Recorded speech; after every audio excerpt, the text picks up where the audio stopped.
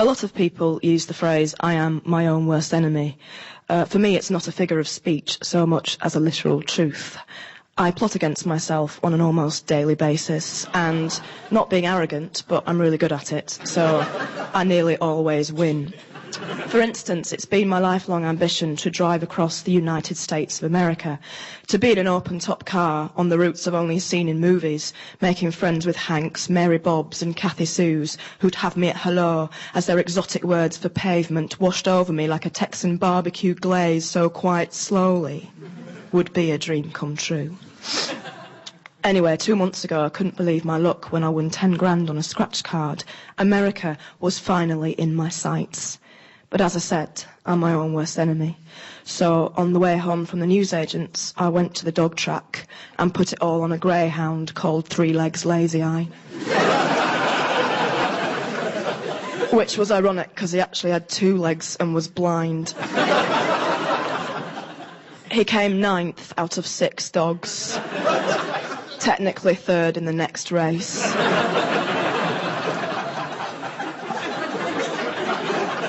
I lost the money and then went double or quits in a chip-eating contest against a man known locally as the Chip Skip. So I'm not going to America. I'm 10 grand in the red, and the bookie said I could pay off some of the debt if I went out with his son, Ron. But of course, the own worst eneminess kicked in again. I said no, I've got a better idea, and proposed to the Chip Skip. So I will now spend the rest of my life with a man who is 80% potato.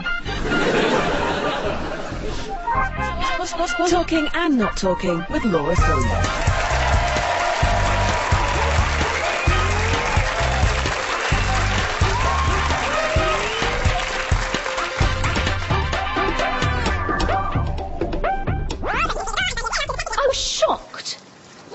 They told me they had no refund policy. And when I said if they weren't going to give me a refund, they jolly well better exchange it for a better one, I was patronisingly told that all new mothers have moments of doubt.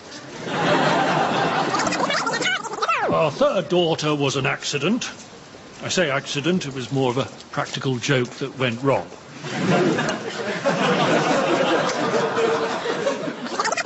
To give them a head start in life, we brought up our children speaking 2 languages. Unfortunately, neither of these languages are English, so we have no idea what they're saying. I'm the proud parent of 3 children. I have 4 children, but I'm the proud parent of 3. Thank you. That will be all.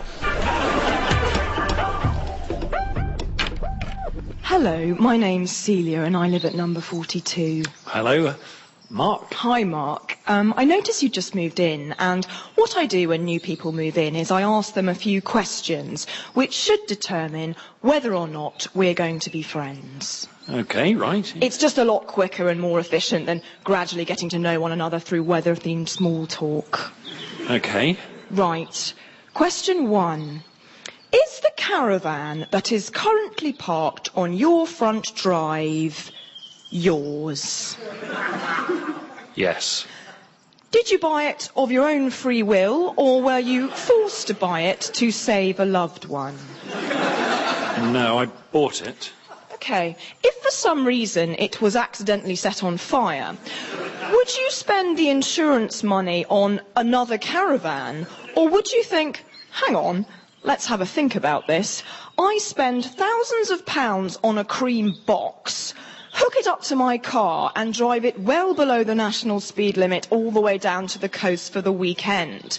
And when I say weekend, I really just mean the 12-hour turnaround between the agonisingly slow outward and homeward journey. What is up with that? I don't know. I was blind and now I see. Well, I'd buy another caravan. Right then. I think that will be all. So, sorry, are we friends or...? Not friends.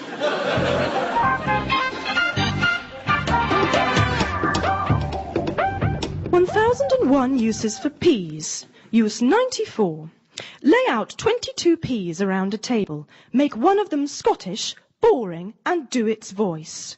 Go on and on about stuff until the other peas hate it a bit. And there you have it, your very own pea version of the Labour Party cabinet.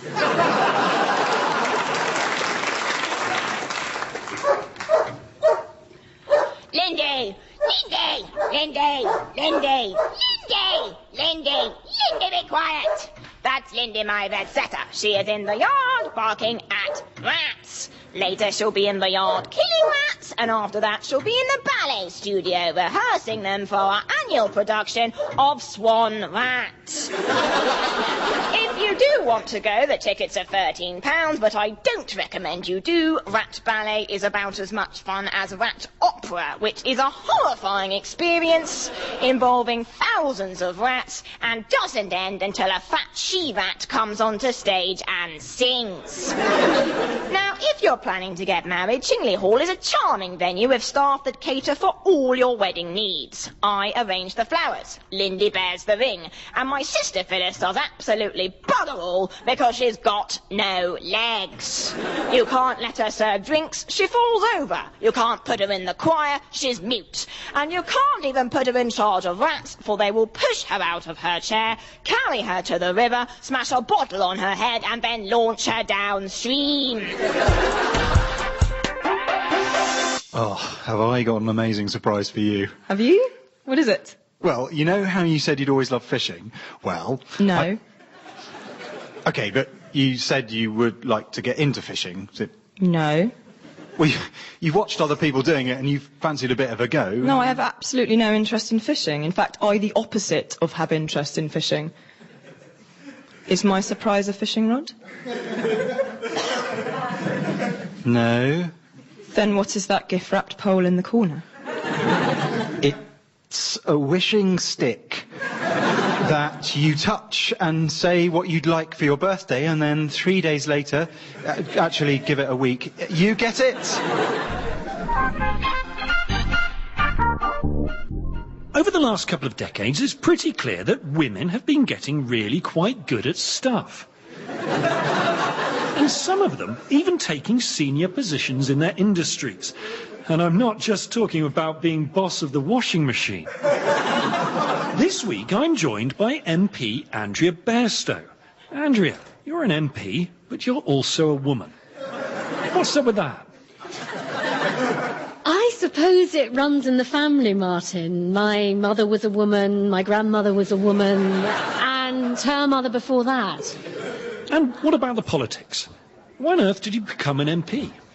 Well, when I was at school, I didn't know what career I wanted, so I took one of those aptitude tests, Martin, and it said I wasn't good at maths or problem solving, but I was very good at going on and on about stuff and wearing ill-fitting women's suits. What's the best thing about being an MP? Definitely helping people. You can really make a difference. For example, the other day I had a Muslim woman in my office who had a problem with her council house. It was damp, the roof leaked, and her neighbours were fat and racist. And what I did was, I took her hand and I said to her, "Are you hot? You look hot." And she said, come to think of it, she was rather hot.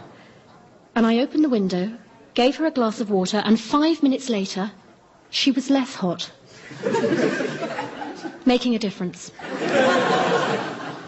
Done.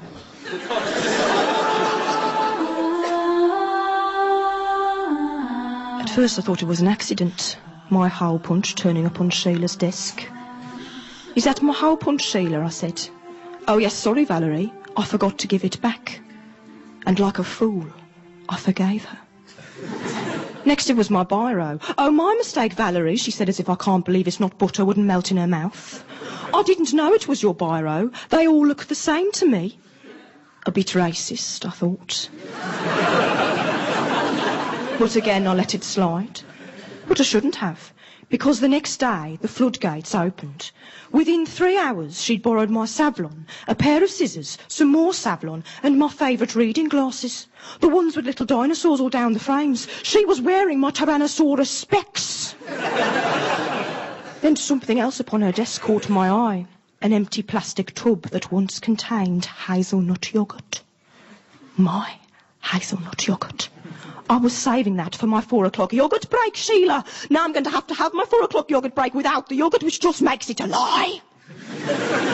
My name is Valerie Siobhan Collins, owner of a borrowed antiseptic, buyer of a stolen yoghurt, mother to lovely dinosaur glasses, and I will have my vengeance in this life or the next. So last week, when Sheila went on holiday and asked for someone to water her plants, I jumped at the chance, but I didn't water her plants. No. Instead, I went straight to her bathroom, found her Savlon, and ate it. Then I ran to her fridge and smeared her six-pack of raspberry yoghurts all over my cuts and sores. Although with the start of the wasp season, I am now wishing I'd done it the other way around.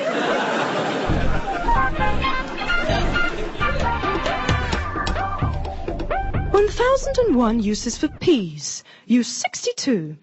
Buy some peas in a pod from your local greengrocer or supermarket. Take them out of the pod and place them to one side. Then fill the pods with sweet corn, glue back together, and amaze your friends with pea corn. So, Carol, after the divorce... I'm fine, I'm doing really well. Sure. But after the divorce, you decided to reinvent yourself as something of an entrepreneur. Yes. Could you tell us about it? Yes, I can. Picture the scene. It's a typical day. You wake up and go to make a cup of tea. Hang on a minute. Do you want tea or do you want coffee instead? I think I want tea. Do you really? Okay, I want coffee. No, wait, I want tea. Or coffee. Tea. Or coffee. Or tea. Or coffee. Or tea. Or coffee. Who are you talking to? You live alone? I don't know. I'm so stupid, but I'm also fine. So I invented the Teaco mug. It's like a normal mug, only it's in two halves. So you can pour coffee into one side and tea in the other, relieving you from the daily burden of hot drinks decisions. Wouldn't it be easier to just make 2 cups? 1 tea, 1 coffee? That's what the bank manager said. Do you want to buy one? I've got loads. No.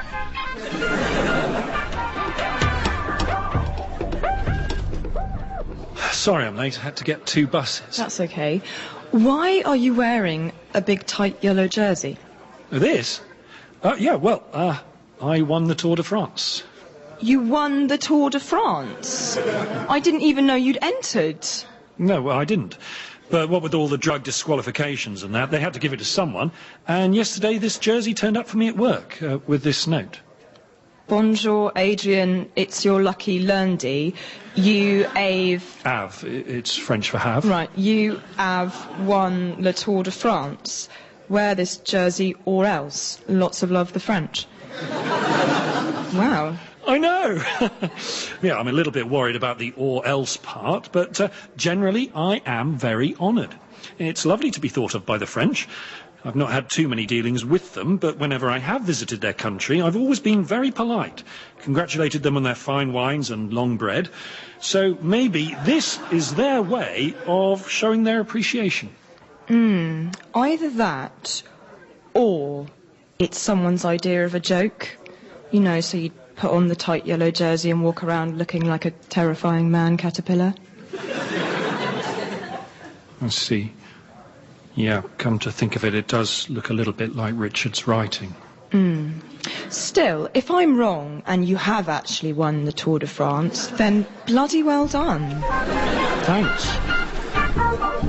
This morning I got up at 8:30 o'clock to read financial news. My stocks were down, my shares were up, and the dollar was spaghetti hits against the pound. But there was no time to be so vicious, because today was a day for the war upon the women. They have been slack of late and chubby bummed, but yesterday they asked me if I would like grated cheese upon my pasta meal. What the hell? I made it very clear in my January report that I will not tolerate fragmented dairy produce. I hate it. Shut up, Gertie! So I skipped into the drawing room to hatch the plot with China Lion. Now, China Lion is a close chum of mine, and there are 3 things about him you must know. 1, he's a lion. 2, he's made from China. And 3, Anyway, he was playing whist with a little copper mouse, and they suggested that we should stage a coup. Brilliant! pads, I yell. But listen up, comrades, coups are expensive. We need cash for weapons, transport and internecine hats. So I go downstairs to cleaner's room and try to grab her bag. But she hangs on, saying, please, madame, you are rich and I am poor. I need some money to pay for food. But of course, all I hear is, ma, ma, ma, ma, ma, ma. So I say, I'm so sorry, cleaner. How rude of me. Please accept sincere apologies from the bottom of my heart. And then when her back is turned, I shout, fool you, and kick her up the spam. Then we go down to the village and buy provisions from the shop, and then all we have to do is run around the house, painting bloody hell the women smell on all the walls with political jam. Poop poop, till next time. Shut up, go away.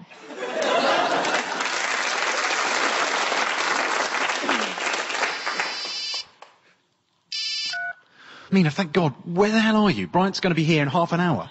I don't think I'm going to be able to make the meeting.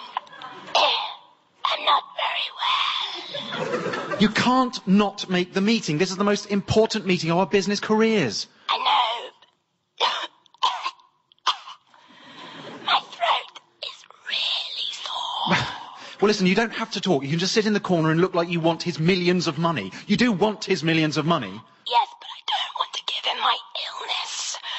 As they say, give a rich man a throat virus and he will not invest in you. What? Who says that? No one says that. I don't care whether you're dying. You have to be at the meeting whether you like it or not. All right, I'm not ill. I'm in Devon. Devon?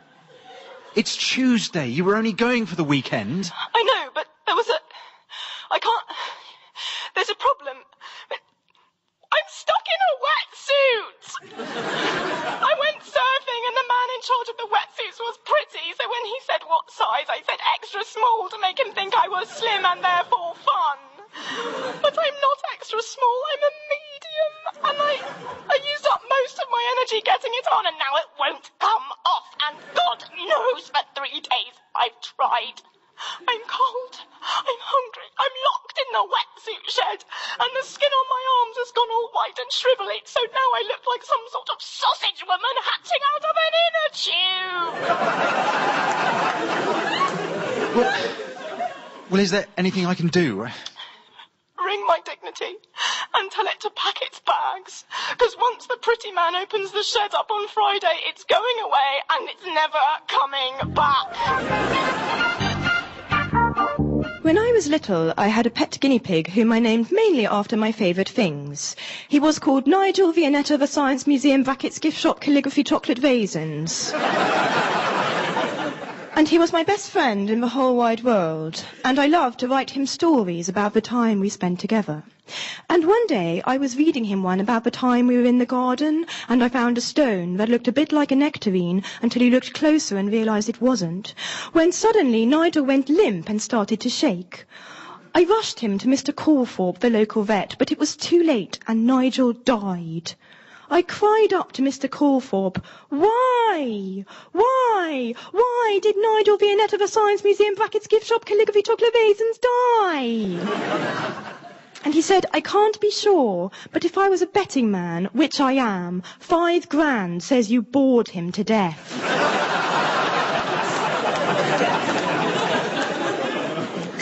I'll take your bet, I shouted.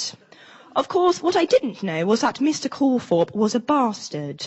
So he shook my hand, did an autopsy which cost £200 and proved himself right. So I had to pay him £5,200 plus VAT, plus 60 for the original appointment, which a non-bastard might have waived.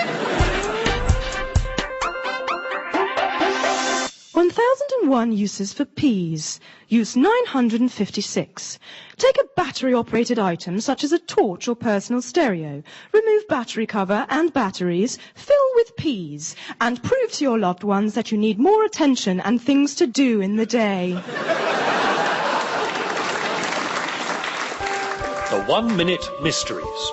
Kelly and Ellie were having a brilliant day. But then every day was a brilliant day because they worked on reception for some sort of media company, which basically meant they got to sit around all day saying, oh my God, at pictures in heat. I love your shoes, said Kelly. Thanks, said Ellie. They're from Topshop. Where's your cardigan from? It's lush. It's from Topshop, said Kelly. Where did you get your earrings from? From Topshop, said Ellie. Where did you get your clutch purse from? From Topshop, said Kelly. And it made the man waiting 3 feet away for his meeting wish that he'd been born deaf.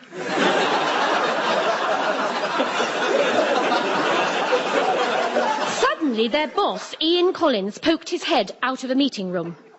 Can you girls stop gossiping and get on with your work? Pause. Silence.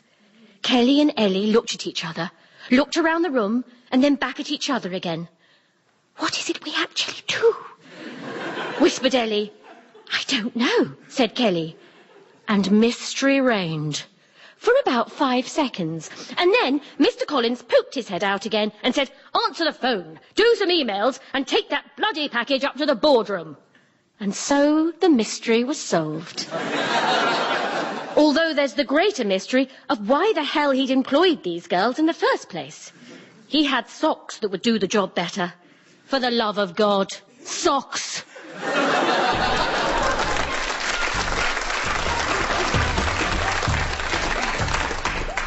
Going out to the English countryside for a spot of bird watching is a great way to spend an afternoon, but often people find that all they end up spotting is a couple of pigeons and a suspicious man with both hands in his pockets.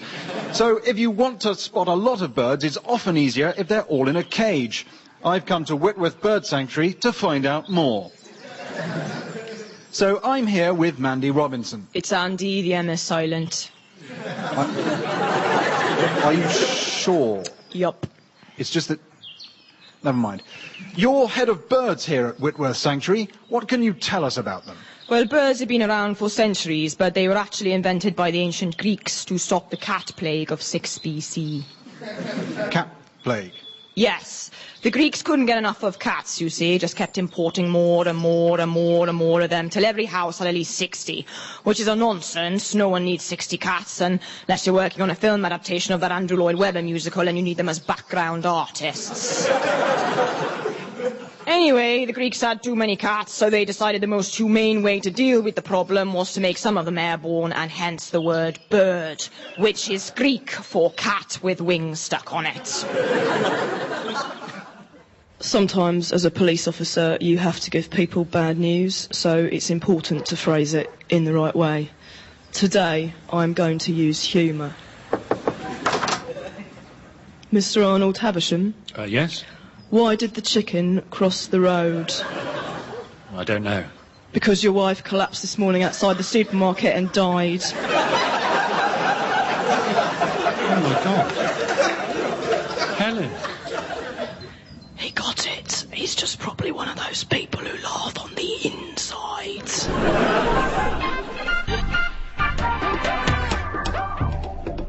And now, once again, it's time to catch up with our extreme travel correspondent, Jane Harper. Jane, which extreme holiday have you been sent on this week? I'm on a creative writing holiday on the front line in Afghanistan. Wow. Okay. And could you describe it for us?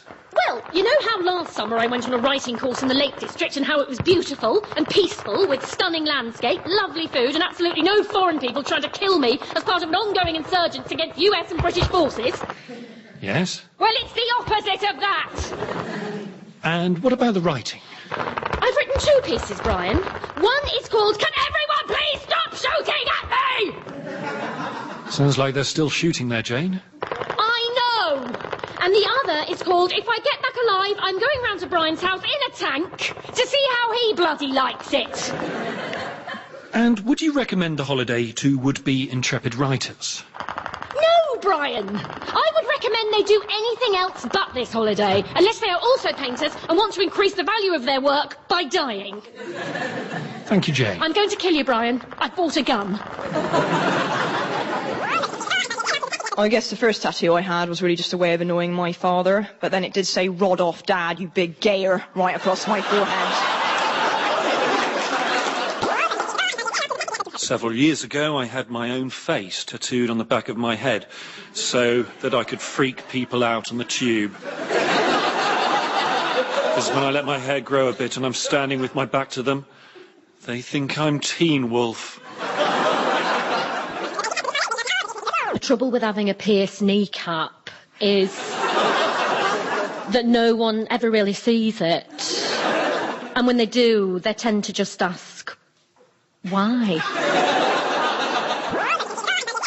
It all started to go wrong when my now ex-girlfriend saw that I'd adapted my Alex Heart Christine tattoo to Alex Heart Christine, but would heart her a little bit more if she lost some weight. Last year wasn't great for me, what with the whole my dad being secretly gay thing and then not being so secret about it by running off with a Thai waiter called Big Ming. I needed to get away from it all, so when my friend Claire said, "Why don't you join my round-the-world yachting crew?" I thought, what's the worst that can happen? And I asked the interweb, and the interweb said it was drowning, or someone buying bananas for the trip, not checking them properly, and releasing a Brazilian wandering spider to the boat. But now I'm on the yacht in the middle of the Atlantic, and I know that they weren't actually the worst things that can happen at all. The worst things that can happen is that everyone on board is a divorced woman in their late 40s. And when they're not going on and on about men and how awful they are, they're feeling the cold and crying in groups of 6. You have to share a cabin with Helen, who doesn't wear clothes below deck, which would be fine if she didn't keep sitting on your pillow. You have to put your face on that. You think listening to music might help take your mind off things, but your iPod decides to stop working because, well, it's an iPod and that's just what they do. So the only music on board is a compilation CD that came free with Angela's magazine. It's called the Best Hen Night Album in the World Ever 4. And you can't believe that no one got fired or shot after 1, 2 and 3. You hate waves, you hate ropes, that woman is sitting on your pillow again. And now you're adrift in the middle of the Atlantic because most of their monthly moments have synchronized, so they're all in a huff and refusing to sail because a dolphin called them fat with his eyes. Talking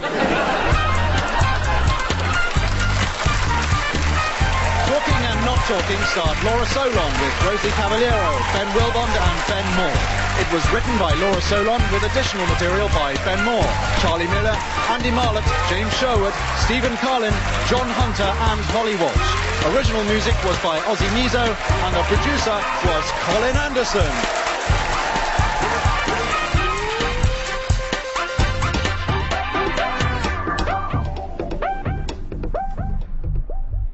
My relationship with Andrew lasted a total of 350 days, which is interestingly the gestation period of a sea lion. Well, interesting if you like sea lions. If you're my granny Iris and think they're lazy bastards that sit around all day scrounging off harder working sea mammals, then you're probably not that bothered because you're too busy confusing sea lions with people on the dole. Anyway, Andrew and I were one of those annoying couples. We never argued, we held hands all of the time and called each other things like Pooh and Dr. Snugglesworth. We were so happy that we toned it down in public because we knew that if anyone saw how perfect our relationship really was, they'd definitely be sick. Then I would be sick, and shortly after that Andrew would be sick as well. And before you knew it, there'd be a whole room of people being sick, and our cleaner would have her work cut out. So it was no surprise to anyone when 6 months in, Andrew proposed and set the date for our perfect wedding.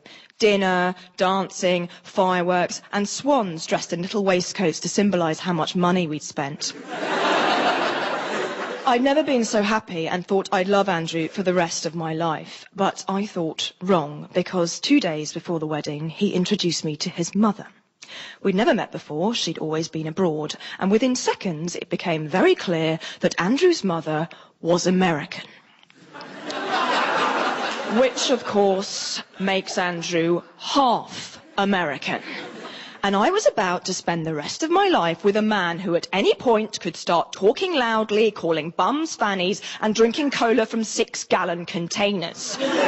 We wouldn't be able to go out to restaurants because he'd annoy people by asking for things on the side and then bankrupt us by leaving 200% tips.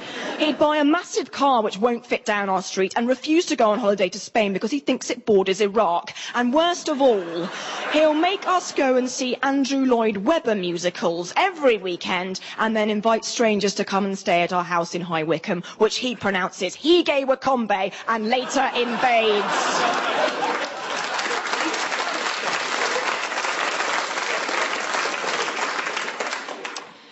So I had no option but to call it off.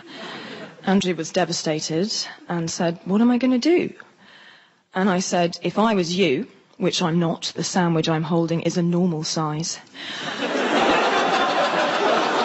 I would start looking for a wife who was half French, and that way you'll cancel each other out. Talking and Not Talking with Laura Solon.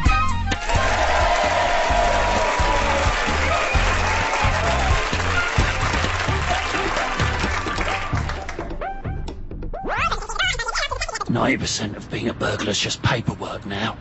I've spent so much time sitting at a desk that I've had to employ a small boy from Poland to actually break into the houses.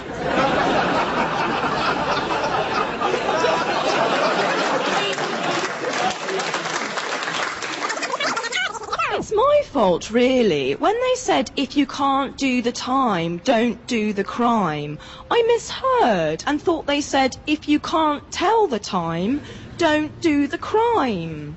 And I could tell the time. So I did do the crime. And now I'm facing 10 years in jail. Well, prison's like a holiday camp these days, isn't it? I mean, they've got television, sports activities, big swimming pool under a glass dome. Oh, no, that's Centre Parks. Well, Centre Parks is like a holiday camp these days, isn't it? How is that a deterrent?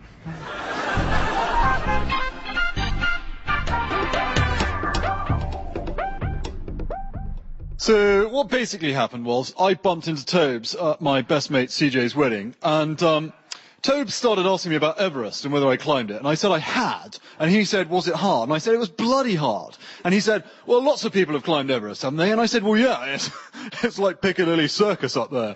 And then we sort of sidetracked into a bit of a confusing discussion about how bendy buses and hot dog sellers could gather at the world's highest peak. And then after I explained it was just an expression, Tobes said, oh, right, yeah. And he said, has anyone ever climbed it in just their pants? And I said, no. And he said, well, did I think we could do it? And I said, well, I'm 100% confident, but then I would say that because I'm a total dick. Now, obviously, we had to do quite a bit of training because Himalayas are bloody cold. I mean, you think my house in Scotland is cold in the winter, but Nepal is bloody Arctic, only in another way because it's not in the Arctic's somewhere else. Anyway, 6 months later, we arrive at base camp, wait a few days for weather to clear, then drop trowel and ran straight up the mountain. Tobes climbed about 300 feet before he went blue, whereas I tripped over about 2 feet from my tent, and I smashed my whiz-bit into a rock. So, unfortunately, I had to retire hurt. We didn't complete the challenge, but we had a lot of bloody fun. And next summer, we're planning to be the first people to sail across the Atlantic on some eggs. 1001 uses for peas. Use 601. Put a pea next to a green gauge and then ring the newspapers with the best Green Gauge Has Baby hoax of 2008. So, Carol, after the divorce... Divorce? What divorce? Was I married? I don't remember because I'm fine and doing really well.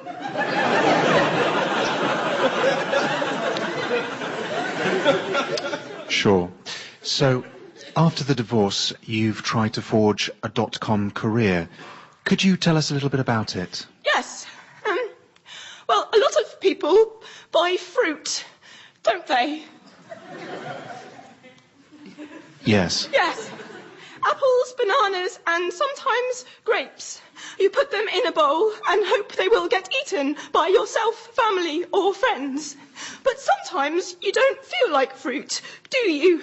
You want a box of wine, and family and friends don't come round because they're too busy not being divorced and fine.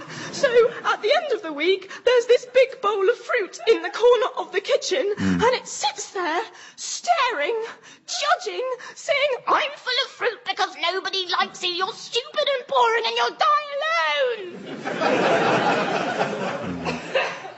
So I've set up a fruit auction site. www.doyoumaybewanttobuymy_fruit.com.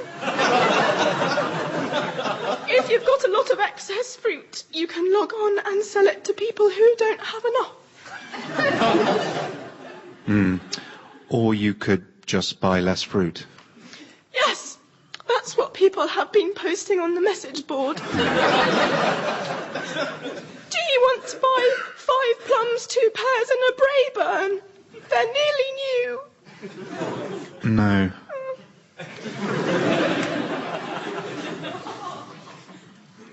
And now it's time once again to catch up with our travel correspondent, Jane Harper.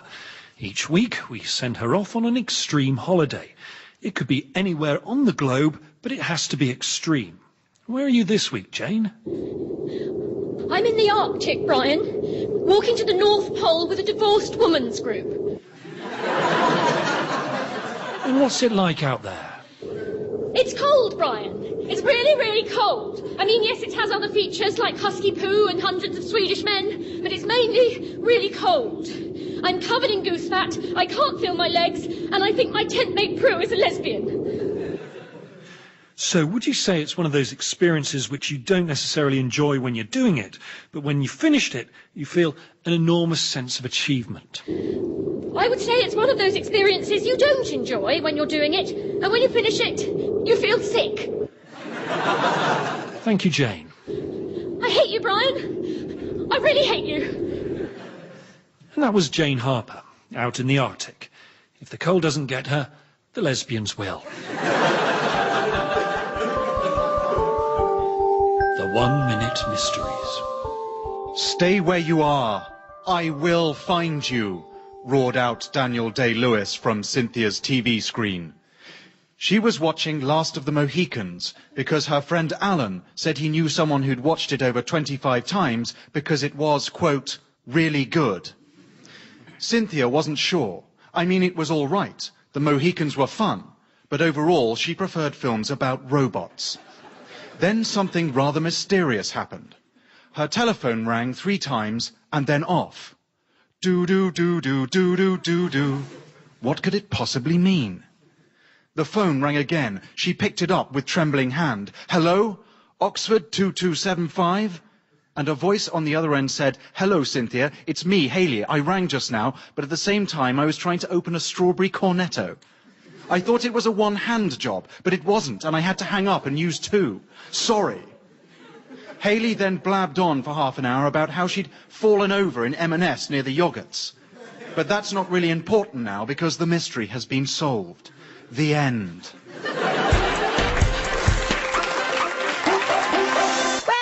Well, it is me. What the hell, me the hell? Look out! I ride again. Now, it has been mega moon since we last confabulated, and I have thrilling stories of which to tell.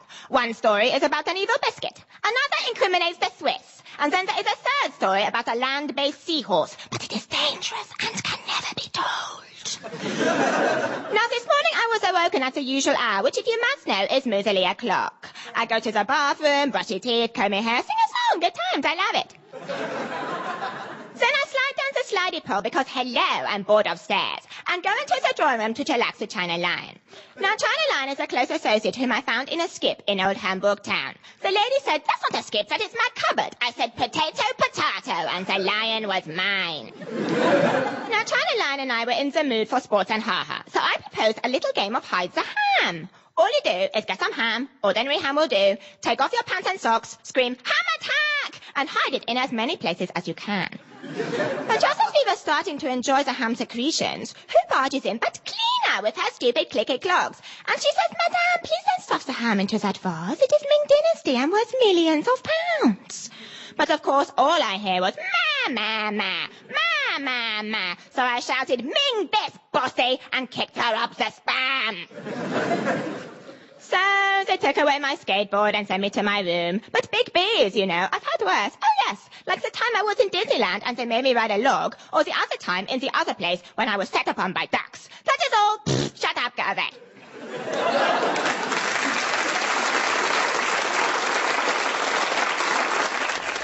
You'd say I was clever, wouldn't you? Yep. I'm not saying I'm a genius. I wouldn't be on the people to call list if a maths champion stole the interweb and wouldn't give it back unless someone solved his what is a triangle riddle. It's two triangles. It's not the actual riddle. Right. I'm just saying that I've got a 2-1 degree from the University of Luton, don't say it, and I've never not been able to follow the plot of an Inspector Morse. OK.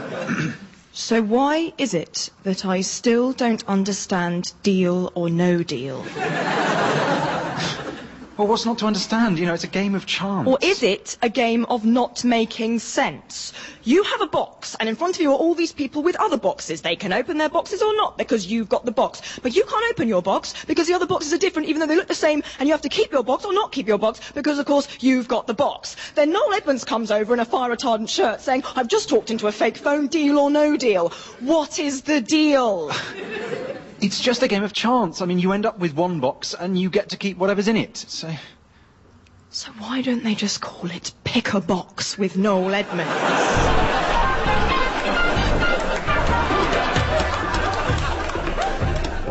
I work for Bristol City Council as a community liaison officer, highly skilled in many office disciplines, typing, email, and telephone-related activities, such as dialing and answering. I am also the office prankster. It's 10 a.m. Let the pranking commence. Hello, is that Mrs. Collins? Yeah, I'm calling from Bristol City Council. My name is Michael P. Simmons. I work with your husband, Steve. Yeah, I'm sorry to say that he's dead. Goodbye. Classic pranking. Women in academia are rather unlikely bedfellows. A bit like bursting into a hotel room to find Princess Anne in bed with another Princess Anne who'd been made in a science lab out of blue tack, an old Hoover and myrrh. But these days things have changed, as I found when I went to meet Professor Selma Richards, president of St. John's University. Selma, why is it that there are relatively few women holding top academic positions? Well, maybe because some women perceive academia as boring, and of course they're right. It's very, very boring. For instance, this morning I was so bored I ate a pencil sharpener just for something to do. But you're a professor of archaeology. Surely you're passionate about that. Not really. Archaeology is a Greek word meaning gassy men with beards digging for bones, and the gas comes from cask ale, so the digging for bones bit is fine. You're outside, there's a breeze, but then you bring the bones inside to the lab. You're in a confined space, a certain type of storm begins to brew, and you are very much in its eye. And finally, what would you say to people who say academics live in ivory towers? I would say something like, ooh, you live in ivory towers, and if they said, no, you do, I'd then say, I know you are, but what am I? Professor Selma Richards, thank you very much. Oh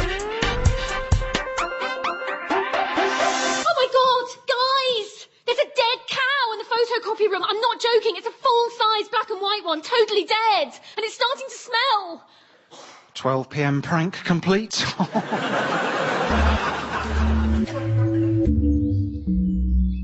I wasn't happy at the museum, and resigning was the best thing I ever did.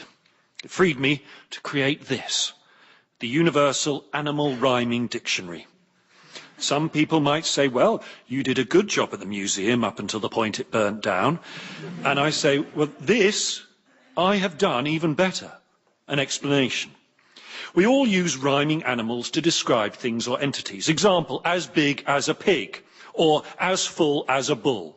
But up to now, there has been no great receptacle for such poeticalisms. Now there is. Volume 1 is indexed by animal. Example entry, shrew. As new as a shrew. As blue as a shrew. As dew as a shrew. Also see GNU. And volume 2 by adjective. Example entry, whole as a mole. Vole, shoal, brackets of fish. Now, many of these entries are quote-unquote out there, and I leave it to greater writers than I to employ them in their unique ways. No publisher has yet taken up the opportunity, owing to my current incarcerated status for the museum fire, but when I am as free as a bee, I expect many offers.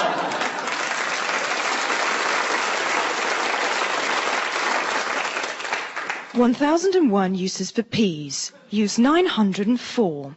Take a lot of peas with the same surname and a made-up language and place them in their own country, connected to another country by a bridge.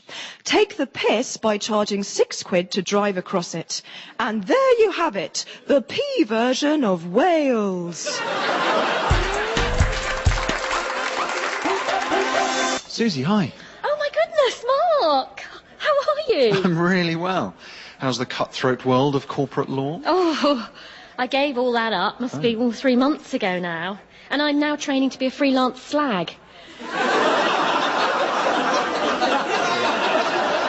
Sorry, a what? A slag. Oh. Because basically most women choose to go to university now, so there's a real shortage of slags in this country. 1 in every 4 high streets is slag-free, and some pub managers are having to hire in agency slags, which is expensive, and a lot of them aren't up to the job. I mean, my brother runs a bar, and he says agency slags are polite, quiet, have a couple of glasses of nice wine with a meal, for God's sake, and then they go home. It's appalling. So the government has launched this big slag drive. You get a £6,000 golden hello, a white limo allowance, and full training in drinking, screeching, and kebab queue combat. Wow. Oh, here's my card. That's my slag name, and that's my slag mail. Charmaine@massiveslags.com. I think that bloke well fancies you, Incher. Shut up, you shut up, you shut up. Now let's get Kellyanne and get some effing chips. Yeah, that's slag, but let's do business.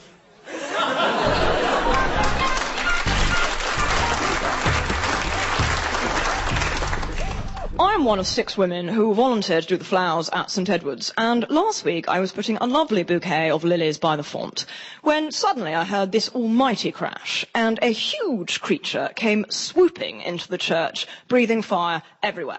And I thought to myself, hang on, Miriam, that's a dragon. And it flew straight into the vestry, made itself a cup of tea, criticised my flower arrangement, and then flew on out again. And I was left thinking, A, where is my cup of tea? And B, of course my arrangement's shoddy. I'm off my boobs on acid.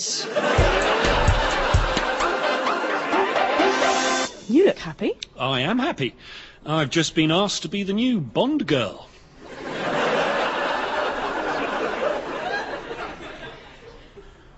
The new Bond girl? Yep. Phone rang last night. Hello, Adrian. It's Mrs. Barbara Broccoli. I am the producer of the Bond franchise. Are you allergic to sand? No. Great. In that case, will you play the female hot pot in the new Bond film and have simulated sex on the beach with Daniel Craig? Yes, please. Thanks very much. Speak soon. Well, that's a bit odd, isn't it? Because Bond girls are usually attractive young women. Yeah, but maybe that's become too predictable and they're thinking, you know what everyone's going to expect? Sexy girls. Well, that's stale and uninventive. Let's spice things up by making his love interest a 38-year-old London Underground worker with a beard. He can make innuendos about things going into tunnels.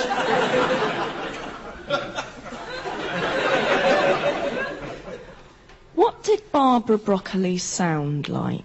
Yeah, well, she had this sort of strange voice, sort of high-pitched and scratchy. Like a man who may work with you in your accounts department putting on a woman's voice? Yeah, exactly. Oh. Do you think it was Richard playing a joke? It might be. But if I'm wrong, and you are the next Bond girl, then bloody well done. Thanks.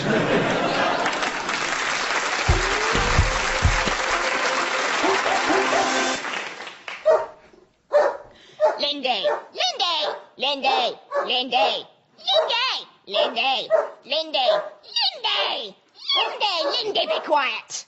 That's Lindy, my red setter. She is currently in the grounds, barking at rats. If not actual rats, then something that looks very like them, e.g. a mouse or a rat-shaped pig. And here at Chingley Hall, we really are covered in rats. There's rats in the house, rats in the grounds, rats on the stair. Where on the stair? Right there. And as they have no respect for authority, there are also rats in the designated no-rat zones. In In short, we are a ratopolis, or as the French would say if they weren't too busy having lunch, toot de rat. Now, running a house like Chingley Hall is a lot of hard work. You're constantly on your feet, unless you're my sister Phyllis, and you've got no legs.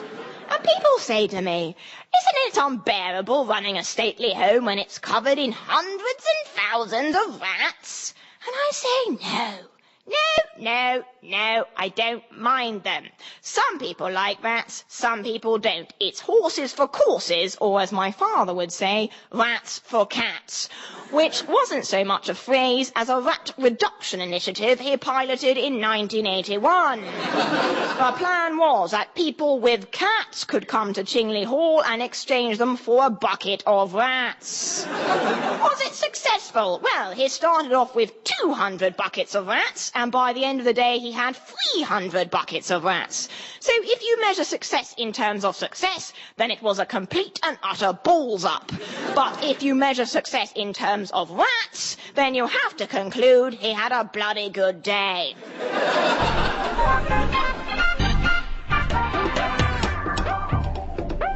All right then.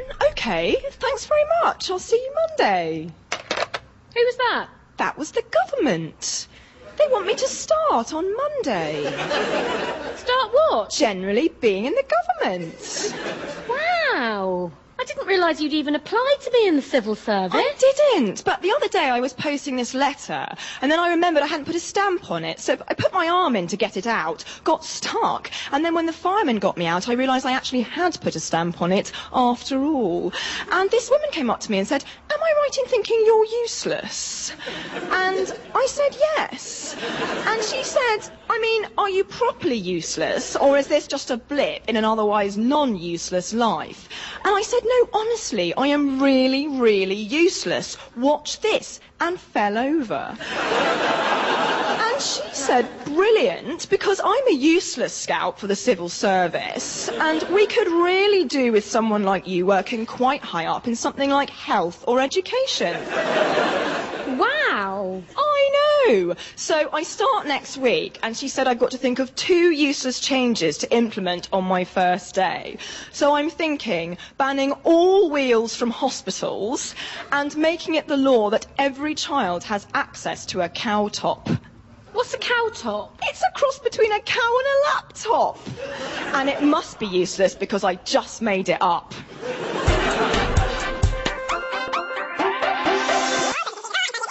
I tell you what would sell a lot of books. Sequel to the Bible. Imagine that. Or a prequel. And they said it couldn't be considered the great American novel because it was set in Wigan.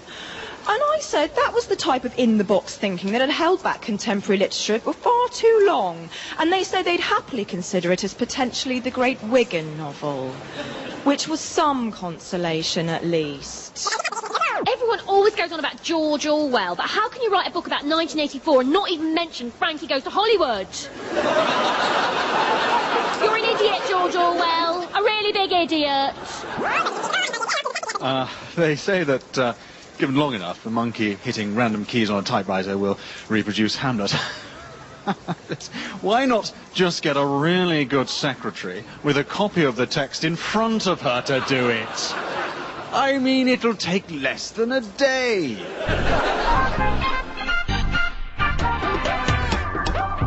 I am an academic philosopher, and because of a spelling mistake on my degree certificate, the world's only anthropologist. And I have spent my life fascinated and frustrated by mankind's timeless question: what is the meaning of life? Now, several months ago, I was travelling through South America, and word reached me of a shaman who lived deep in the Amazon jungle, and who, locals whispered, had had a vision so powerful, so all-consuming, that he had seen the face of God, and now understood the reason for man's existence. So I hired a guide, packed a rucksack with spare pants and Kendal mint cake, and trekked for 10 days into the jungle. We eventually neared the shaman's village. I walked up to the shaman's hut, and he agreed to meet with me. We sat. He offered me a dead bat wrapped in leaves. I took a bite, and then felt like a dick as I watched him take it back, light the other end, and smoke it. I could wait no longer. Through my interpreter, I asked him, what was this meaning, this reason for life? And the answer came back clear and true. Quat manatu murinantu. With trembling voice, I asked my interpreter, what does it mean? And he said, it means, buy to let. Talking and Not Talking starred Laura Solon with Rosie Cavaliero, Ben Willbond and Ben Moor. It was written by Laura Solon with additional material by Ben Moor, Charlie Miller, Andy Marlett, Stephen Carlin, John Hunter and Holly Walsh. Original music was by Ozzy Mizo and the producer was Colin Anderson.